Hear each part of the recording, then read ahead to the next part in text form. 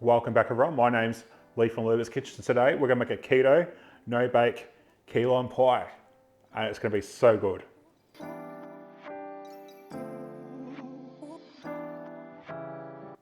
So I went outside and I found my lime tree has got limes finally. It's been 5 years and it's only just started actually producing limes. So I thought today we'll make a keto key lime pie. So these aren't key limes, but I've already heard they're almost impossible to get unless you're from that area. So we're just gonna use these limes today. I know it's gonna turn out amazing. So the first thing we are gonna do is we're gonna make a keto condensed milk. Now, I'm pretty sure you can get this online and in some supermarkets. Here in Australia, most likely it's gonna be online and it's gonna be expensive. So I'm gonna show you how easy it is to make it, and it's only 3 ingredients. So we're gonna make that first, let it cool down, and then we can make the rest of it. So I'm going to show you the ingredients and it's so easy. So firstly, I've got a cup of just thickened cream here. Then I've got half a cup of sweetener. So I'm using a erythritol and stevia blend. If you want a really smooth ice cream, you could also use allulose, which also mimics sugar and makes a really smooth ice cream. But if you're not doing ice cream, just a plain erythritol and stevia blend is completely fine. And then you're going to need 2 tablespoons of butter. Pretty easy. So here I've just got a saucepan and we're going to add our cup of cream. And you can scale this up as much as you want. So for every cup of cream, you can put half a cup of sweetener and 2 tablespoons of butter. Let's get all that cream out. You can add a sweetener. And then we're just going to add a butter. So I have my heat my stove on a medium-low heat. I'm just going to get this on, and then all we're going to do is we're going to wait for this erythritol to dissolve and this butter to melt. And then what we're going to do is we're going to let it just boil just slightly. It's going to bubble up and everything, and it's going to thicken up, and it's going to turn almost into just a runny condensed milk. And then once it cools down, it will turn right into a proper condensed milk, and it comes out really good. So once it comes up to just a simmer, you just want to make sure that you give it a good stir every now and then, just to make sure nothing is catching on the bottom. And I'll show you the next step when it has completely thickened up. So as you can see now, it's starting to thick up now. Now you do want to be careful, especially if you are using allulose, because that actually does mimic sugar and it will caramelize. So I actually found out how to make caramel accidentally one day from overcooking my condensed milk. So now you can see this is now foaming up now, and it's a real slower bubble, almost like candy wise. It's not thick, but when this cools down, it will become the same consistency of the condensed milk. So what we're going to do is we're going to turn off the stove and we're going to let this sit here, cool down slightly. And then if we want to put it into the fridge, we can pour it into a container and store it in there.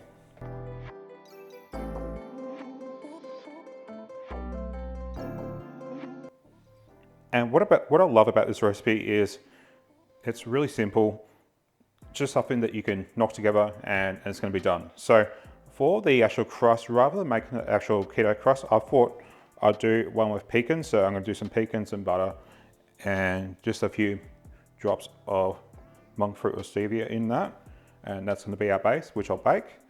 And then for the filling, it is so easy. It's a cup of whipped cream, a container of cream cheese, half a cup of lime juice, and then also 1 cup of the keto condensed milk, which is on the stove at the moment. So first we're going to make the crust, and it is so easy. So with this base, we are going to bake it. So I'm going to keep my oven to 170 degrees. And I'll put the conversion for Fahrenheit down below for you. And then with the butter, I'm just going to put that into the microwave and we're going to melt that down. And then we have our pecans. So with the pecans, I'm going to do 2 cups of pecans. It's usually about 1.5 packs of these ones.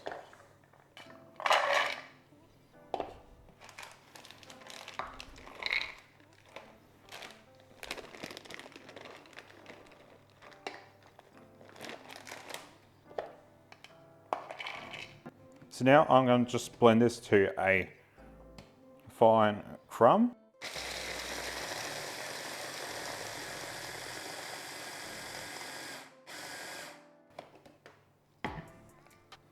And that's about all we want. And then I've got our melted butter here. I'm going to add a couple of drops of stevia or monk fruit. I find the liquid is just a lot easier doing it this way. And then I'm also going to add some salt. Now my butter is unsalted, so I'm just going to put a couple of grinds of salt into that. And then we're going to add this to our crushed pecans. And we're just going to give this another blend.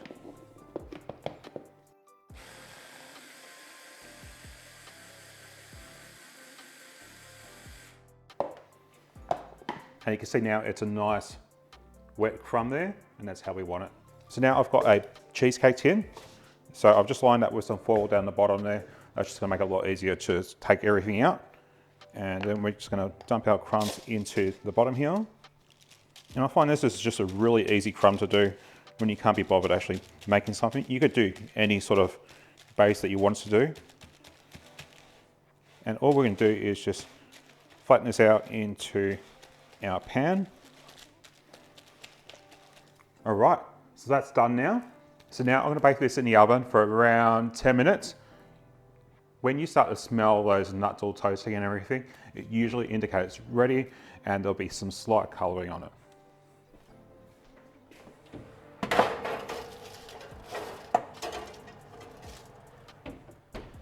So while that is cooking, we're going to zest our limes. This is my zester, it's broken, but it still works. And you actually want to do it upside down onto the lime, so then it comes onto the back here, and at the same time you can see if you're overdoing the zest. Yes, this is a lime, it's just a bit mature. I left them on the tree too long because I thought they were going to get bigger, but they obviously didn't get any bigger. So I've just taken this out of the oven. It's been there for about 12 minutes. And you can see it's just golden around the edges. And you can also just really smell that nuttiness coming from the oven. And that usually tells you when it's done. So I'm just going to put this aside, and then I'm going to let this cool completely. So next I'm going to juice our limes now. So as I said, it's meant to be key limes. I'm here in Australia, we don't have key limes.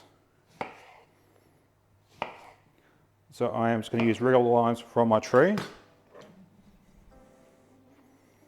And one of these citrus juices makes it so much easier. And we're going to need about half a cup. And if you're going to ask, I would strongly suggest against using bottled lime juice. The flavour of these limes is just night and day. And I wouldn't even bother if you needed to use lime juice. And now we'll put this aside and we'll go into the next step. And we're going to firstly whip our cream. So we need a cup of cream. So I'm using heavy whipping cream. And we're just going to whip this to stiff peaks. And that's going to aerate our mixture and make it nice and light.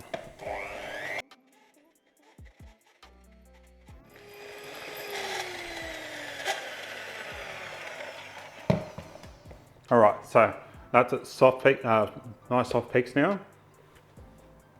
These beaters, they're ancient, they're noisy, they do the job. So now we're going to actually make the filling. So I've got a bowl here, I've got a container of cream cheese here.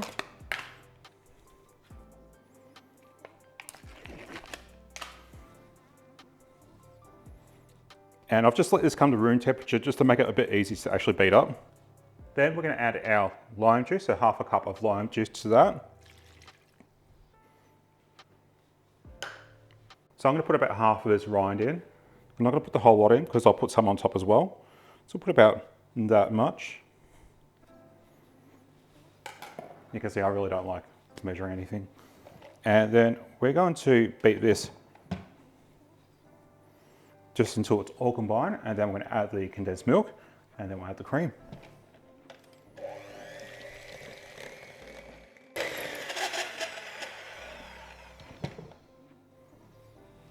once that is all combined, just scrape down the edges of your bowl.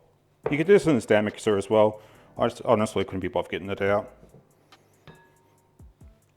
Then we're going to add our homemade sweetened condensed milk.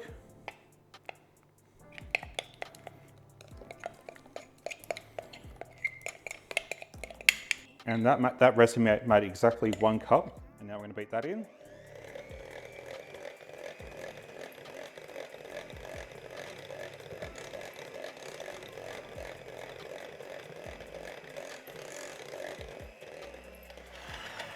And then once that is beaten in, and then we can add our cream. Now, most people would fold this in.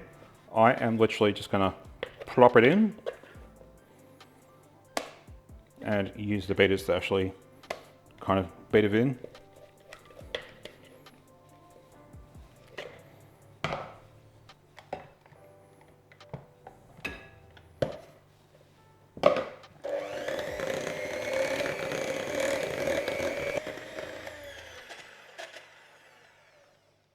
So once you think that's done, just give it a good stir around the edges. And just turn it over, make sure all that has been incorporated. And then once our pie crust has fully cooled down, then we're going to add this and we're going to refrigerate it. So I'm actually using a new camera today, so I really hope you like a new angle. I could not get this angle with my phone.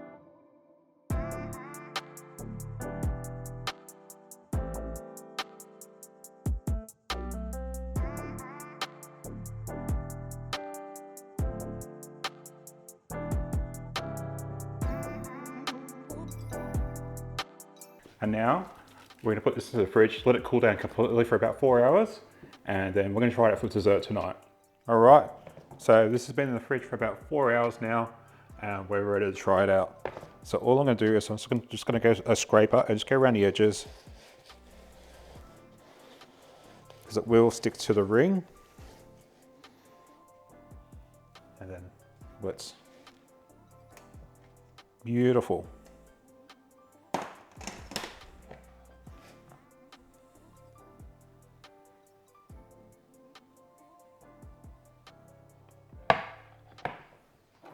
And then I've got that leftover lime zest here. I'm just going to sprinkle some of that on top. And there we go. Keto, no bake, key lime pie.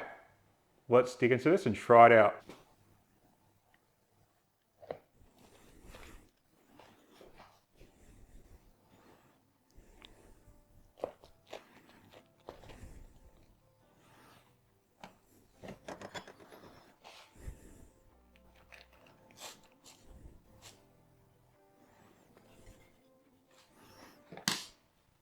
How does that look? That looks beautiful. All right, so let's try this out. It looks really good.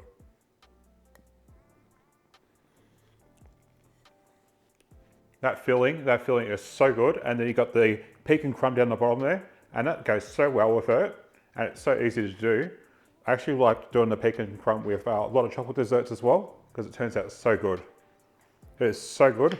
And if you're doing keto, you're not gonna miss out. So if you like this video, don't forget to give it a go like, and if you want to see more, don't forget to subscribe. Thanks for watching, bye.